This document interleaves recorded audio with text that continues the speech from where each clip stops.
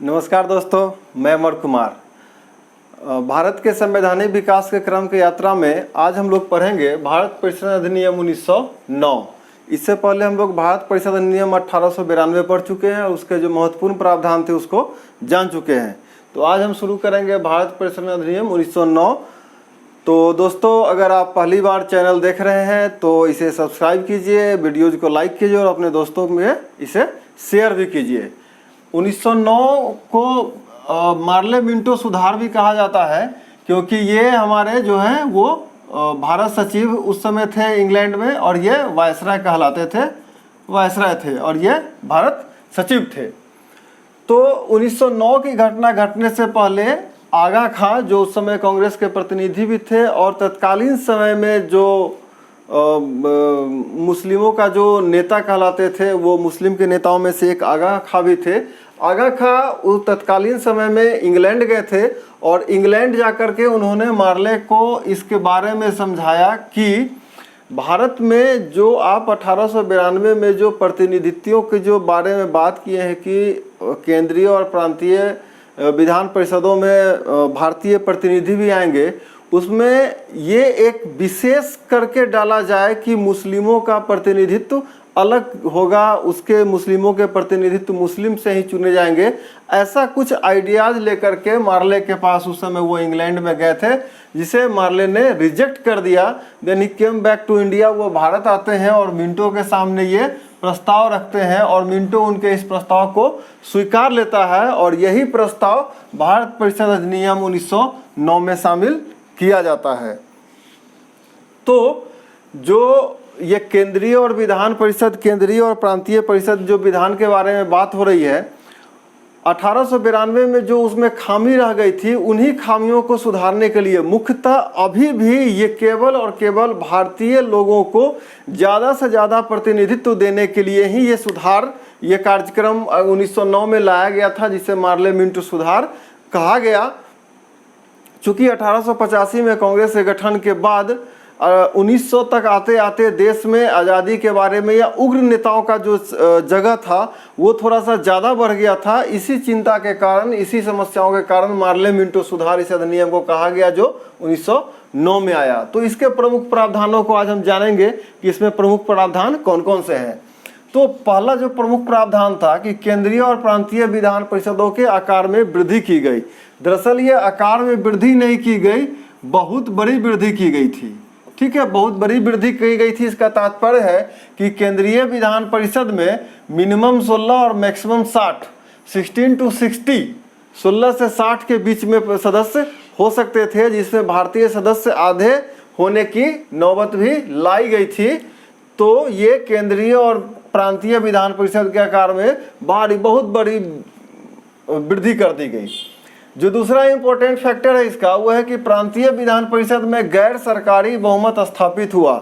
ये गैर सरकारी बहुमत स्थापित होने की बात ये है कि जब मैं बात कर रहा हूँ यहाँ पे कि जब यहाँ पे चूंकि केंद्रीय विधान परिषद में ये बताया गया कि 16 से 60 सदस्य, मिनिमम 16 और मैक्सिमम 60 हो सकते थे, उसी तरीक़ा से और प्रांतीय विधान परिषद में इस सदस्यों को फिक्स नहीं किया गया कि ये सदस्य कितने हो सकते हैं। लेकिन प्रांतीय विधान परिषद में एक कंडीशन ये डाल दिया गया कि वहाँ पे जो भी सरकार के द्वारा कानून बनाई जाएगी उसमें गैर सरकारी बहुमत होना अनिवार्य है। गैर सरकारी बहुमत होने का तात्पर्य यह है, ऐसे सदस्य जो ब्रिटिश काउंसिल के नहीं होंगे, जो भारतीय होंगे और उनके चुनाव की जो प्रक्रिया है उस प्रक्रियाओं का पालन करके वो चुने जाएंगे।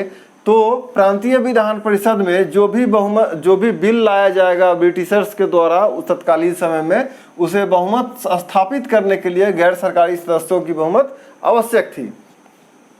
नेक्स्ट है कि वायसराय और गवर्नरों की कार्यकारिणी में भारतीय सदस्य को शामिल किया गया। अभी तक हम जान रहे थे कि वायसराय और जो गवर्नर प्रांतों में थे उनके कार्यकारिणी में कोई भी भारतीय सदस्य को शामिल नहीं किया गया था, लेकिन भारत परिषद अधिनियम 1909 के द्वारा वायसराय और गवर्नर के परिषद में एक भारतीय सदस्य को शामिल किया गया था। तो आज का प्रश्न भी आपसे यही है, आपको यह बताना है कि वो भारतीय सदस्य कौन थे और उन्हें कौन सा विभाग या किस सदस्य के रूप में शामिल किया गया था। तो आपके लिए ये प्रश्न है इस भारतीय सदस्य पे। नेक्स्ट है जो इम्पोर्टेंट चीज कि विधायिका के कार्य क्षेत्र का विस्तार किया गया है। यहाँ विधायिका के कार्य क्षेत्र का विस्तार करने का तात्पर्य है जो केंद्रीय विधान परिषद और प्रांतीय विधान परिषद है उसके अधिकारों में वृद्धि की गई। और वो वृद्धि दो प्रमुख थी, सदस्यों को बजट प्रस्ताव करने का मौका दिया गया, यानी कि अब जो बजट जैसे 1892 में हम पढ़े थे कि बजट आ तो सकता है और सीधे पास हो जाएगा, उसके लिए कोई बहस और अनुपूरक प्रश्न वगैरह जो भी अगर पूछे भी जाते थे तो उसे रिजेक्ट करने का अधिकार या जवाब न देने का अधिकार वहाँ के अध्यक्ष के पास होता था। अब सदस्यों को बजट प्रस्ताव करने का अधिकार दे दिया गया। और दूसरा जो महत्वपूर्ण अधिकार था कि जनहित के विषय पर प्रश्न पूछे जा सकते थे।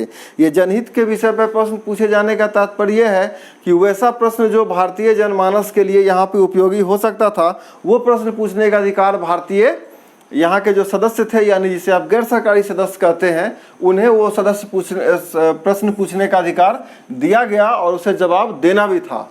लेकिन केंद्रीय परिषद में यानी विधान परिषद में और प्रांतीय विधान परिषद में ये तीन चीज ऐसे थे जिस पे कोई भी सवाल नहीं हो सकता था।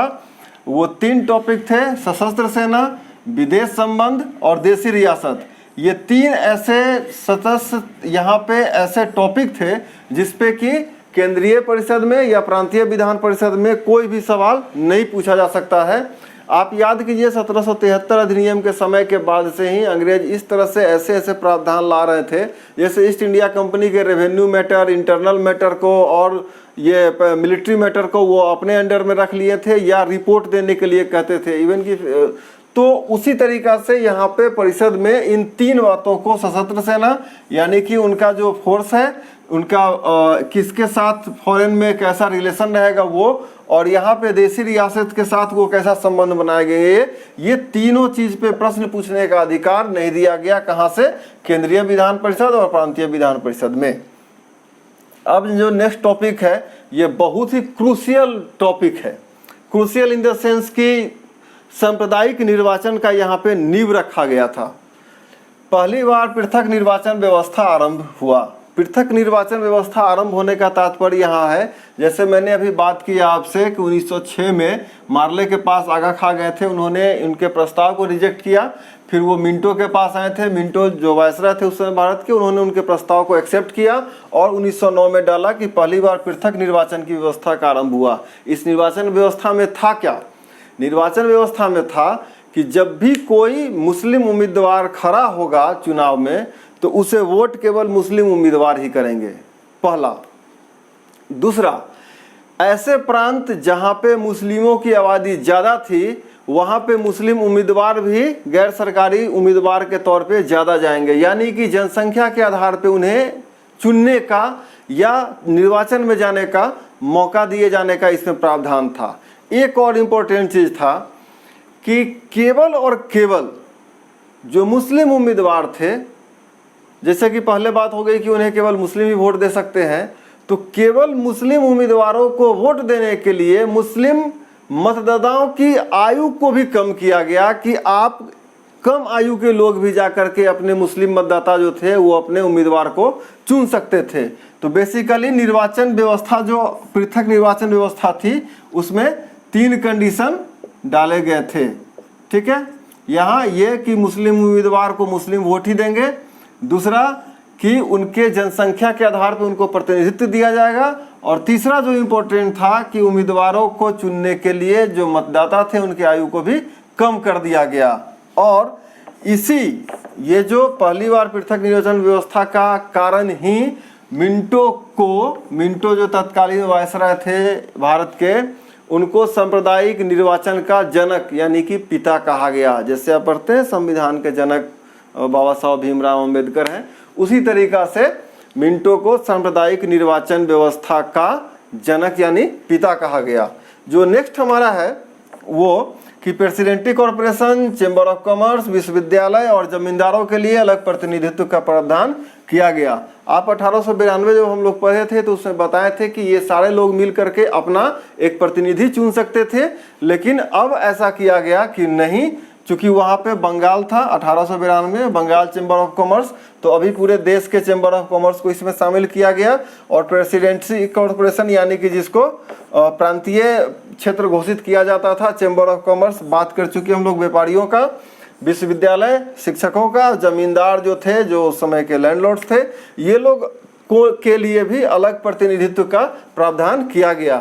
यानी कि 1909 में दो ऐसे प्रावधान थे जो यहाँ के जनता को बीच में तोड़ने के लिए काम कर रही थी, या इसे आप कह सकते हैं कि धीरे धीरे ऐसा व्यवस्था किया जा रहा था कि फूट डालो और हम राज करें। क्योंकि अगर अंग्रेज समझ रहे थे कि यहाँ के लोग एक है तो उन्हें कैसे हम तोड़ के अलग कर दें, किन किन मुद्दों पे बांट करके हम अलग कर सकते हैं, ऐसे मुद्दे वो शुरू से ही देश में लागू कर रहे थे।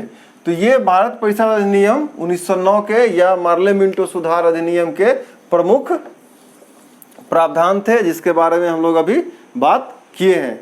इसके बाद हम लोग आएंगे भारत परिषद अधिनियम 1909 का, जो बहुत ही महत्वपूर्ण है और जल्द ही इसके ऊपर हम वीडियो लेके आएंगे। तो दोस्तों आज के लिए इतना ही। और जो प्रश्न मेरा था कि यहाँ पे वो कौन भारतीय सदस्य थे जिनको वायसराय और गवर्नर के कार्यकारिणी में समन्वय बैठाने के लिए सदस्य शामिल किया गया था, तो सदस्य का नाम और उन्हें कौन सा विभाग या कौन सा मंत्रालय या कौन से काम के लिए सदस्य को शामिल किया गया था, तो इसका जवाब कमेंट बॉक्स में जरूर देंगे।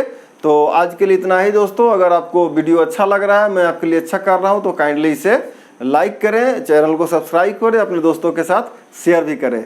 Thank you.